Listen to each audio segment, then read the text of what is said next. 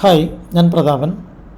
Microsoft എക്സലിലെ conditional ഫോർമാറ്റിൻ്റെ സഹായത്തിൽ നമ്മൾക്ക് enter ചെയ്യുന്ന ഡേറ്റയോടൊപ്പം തന്നെ അതിൻ്റെ ഫോർമാറ്റിങ്സുകളും ചെയ്യാൻ പറ്റും. നമുക്ക് പലപ്പോഴും നമ്മൾ തയ്യാറാക്കപ്പെടുന്ന സ്റ്റേറ്റ്മെൻറ്റുകൾ അതിലേക്കുള്ള ഡേറ്റകളെല്ലാം സപ്ലൈ ചെയ്തതിന് ശേഷമാണ് നമ്മൾ അവസാന ഘട്ടമായിട്ട് അതിനെ ഫോർമാറ്റ് ചെയ്യുന്നത്. അതിന് ബോർഡർ കൊടുക്കുക, ടെക്സ്റ്റുകൾക്ക് കളർ കൊടുക്കുക, അതേപോലെ തന്നെ മറ്റുള്ള പലതരത്തിലുള്ള ഫോർമാറ്റുകളെല്ലാം ക്രമീകരിക്കപ്പെടുന്നത് ഡേറ്റകൾ എൻ്റർ ചെയ്തതിന് ശേഷമാണ്.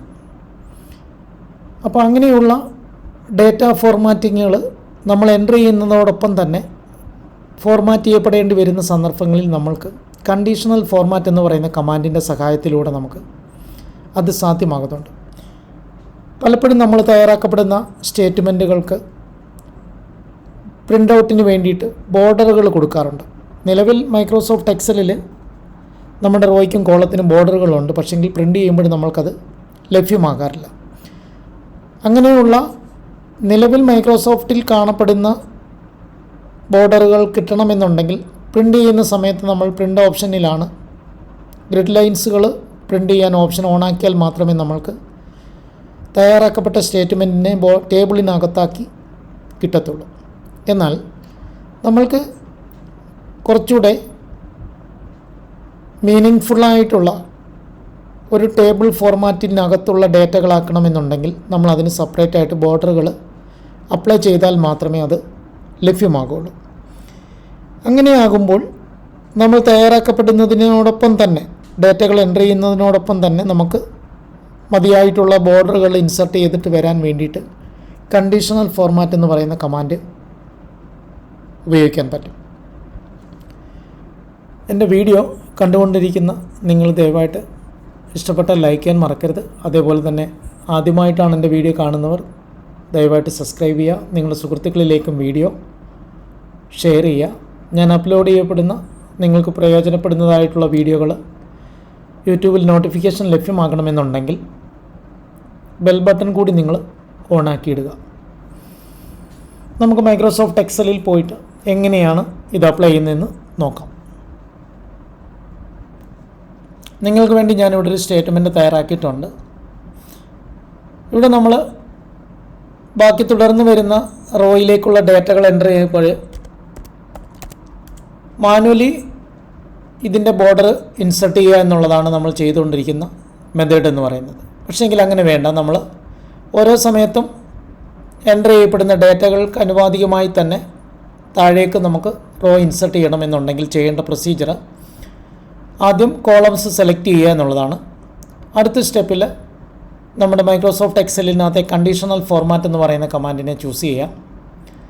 അതിൽ നിന്ന് പുതിയ റൂൾ ക്രിയേറ്റ് ചെയ്യാനുള്ള ഓപ്ഷൻ, മൈക്രോസോഫ്റ്റ് എക്സലിൻ്റെ പുതിയ വെർഷനാണ് യൂസ് ചെയ്യുന്നതെന്നുണ്ടെങ്കിൽ മാത്രം നമ്മൾക്ക് ഞാൻ ഈ പറയുന്ന സ്റ്റെപ്പിലൂടെയാണ് കണ്ടീഷണൽ ഫോർമാറ്റിനെ നമ്മൾ ഉപയോഗിക്കേണ്ടത്. അതല്ല എന്നുണ്ടെങ്കിൽ നമ്മൾക്ക് മൈക്രോസോഫ്റ്റ് എക്സലിൻ്റെ മെനുവിൽ നിന്ന് തന്നെയാണ് ഡയറക്റ്റ് കണ്ടീഷണൽ ഫോർമാറ്റിനെ നമ്മൾ ഉപയോഗിക്കുന്നത്.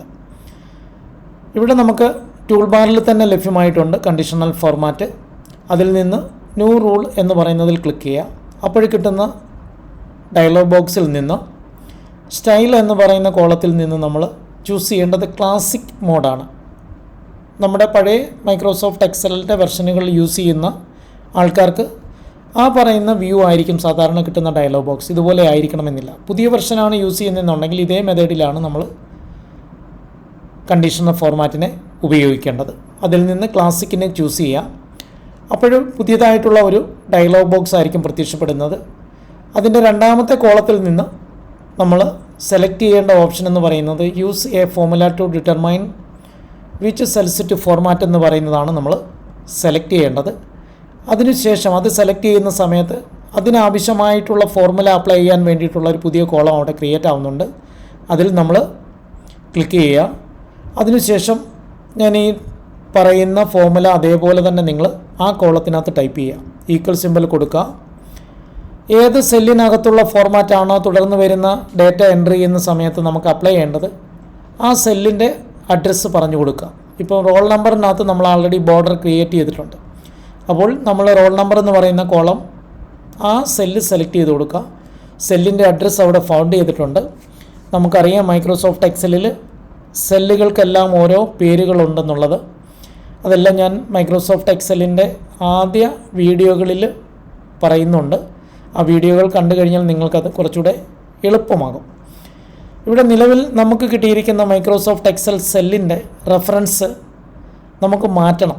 ഇപ്പോൾ കിട്ടിയിരിക്കുന്ന ഒരു അബ്സല്യൂട്ട് റെഫറൻസ് എന്ന് പറയുന്നതാണ് നമുക്ക് വന്നിരിക്കുന്നത്. അതിനെ നമുക്ക് മിക്സഡ് റെഫറൻസ് എന്ന് പറയുന്നതിലേക്ക് നമുക്ക് മാറ്റേണ്ടി വരുന്നുണ്ട്. അപ്പോൾ അതിനുവേണ്ടി നമ്മൾ ഫങ്ഷൻ കീ ആണ് യൂസ് ചെയ്യേണ്ടത്. ഫങ്ഷൻ കീയിൽ F4 എന്ന് പറയുന്ന കീ യൂസ് ചെയ്യാം. അതിൽ നമുക്ക് വേണ്ടുന്ന സെല്ലിൻ്റെ റെഫറൻസ് എന്ന് പറയുന്നത് ഡോളറിൽ തുടങ്ങി അതേപോലെ തന്നെ കോളത്തിൻ്റെ ലേബലും റോ നമ്പറൂടെയാണ് നമുക്കവിടെ ക്രിയേറ്റ് ചെയ്യേണ്ടത്. അത് പറഞ്ഞതിന് ശേഷം നമ്മൾ greater than less than simple create ചെയ്യുക. അതിനുശേഷം ഡബിൾ കോട്ട്സ് കൊടുക്കുക. 2 ഡബിൾ കോട്ട്സ് കൊടുക്കുക. കൊടുത്തതിന് ശേഷം ചെയ്യേണ്ട അടുത്ത പ്രൊസീജിയർ ഫോർമാറ്റ് വിത്ത് എന്ന് പറയുന്ന കോളത്തിൽ നിന്ന് നമ്മൾ കസ്റ്റം ഫോർമാറ്റ് എന്ന് പറയുന്ന ഓപ്ഷൻ സെലക്ട് ചെയ്യുക. അപ്പോൾ നമുക്ക് പുതിയ ഒരു സ്ക്രീനാണ് ലഭ്യമാകുന്നത്. ഒരു പുതിയ ഡയലോഗ് ബോക്സ് നമുക്കവിടെ സ്ക്രീനിൽ വരുന്നുണ്ട്. അതിൽ നമുക്ക് ചെയ്യേണ്ടത് ബോർഡറാണ് ചെയ്യേണ്ടത്. നമ്മൾ എൻ്റർ ചെയ്യപ്പെടുന്ന ഡേറ്റകൾക്ക് അനുപാതികമായി തന്നെ നമ്മൾക്ക് ഓരോ റോയ്ക്കും ബോർഡർ ക്രിയേറ്റ് ആയിട്ട് വരണം.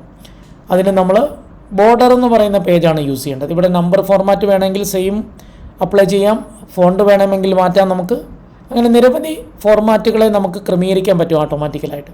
ഇവിടെ നമുക്ക് ബോർഡറാണ് വേണ്ടതിനാൽ നമ്മൾ എന്ത് ചെയ്യുന്നു, ബോർഡർ എന്ന് പറയുന്ന പേജ് സെലക്ട് ചെയ്തതിന് ഔട്ട്ലൈൻ ആക്കുക. അതിനുശേഷം ഓക്കെ കൊടുക്കുക. വീണ്ടും പഴയ ഡയലോഗ് ബോക്സിനകത്തേക്കാണ് നമ്മൾ വന്നിരിക്കുന്നത്. അവിടെ നമ്മൾ ഓക്കെ ബട്ടൺ അമർത്തിയാൽ മാത്രം മതിയാവും. അതിനുശേഷം നമ്മൾ ഡേറ്റ തുടർന്ന് വരുന്ന കോളത്തിലേക്ക് എൻ്റർ ചെയ്ത് കഴിഞ്ഞാൽ ഓട്ടോമാറ്റിക്കലായിട്ട് റോ ക്രിയേറ്റ് ചെയ്യുന്നത് നമുക്ക് കാണാൻ കഴിയും. ഇങ്ങനെ നമുക്ക് എന്ത് ഫോർമാറ്റുകൾ വേണമെങ്കിലും കണ്ടീഷണൽ ഫോർമാറ്റിൻ്റെ സഹായത്തിലൂടെ ഈ മെത്തേഡ് ഉപയോഗിച്ച് നിങ്ങൾക്ക് ചെയ്യാൻ പറ്റും. വീഡിയോ ഇഷ്ടപ്പെട്ടാൽ ലൈക്ക് ചെയ്യാൻ മറക്കരുത്. അതുപോലെ തന്നെ ആദ്യമായിട്ടാണ് എൻ്റെ യൂട്യൂബ് ചാനലിലൂടെ വീഡിയോ നിങ്ങൾ കാണുന്നതെന്നുണ്ടെങ്കിൽ ദയവായിട്ട് ചാനൽ സബ്സ്ക്രൈബ് ചെയ്യുക. സുഹൃത്തുക്കളിലേക്കും വീഡിയോ ഷെയർ ചെയ്യുക. ഓക്കെ.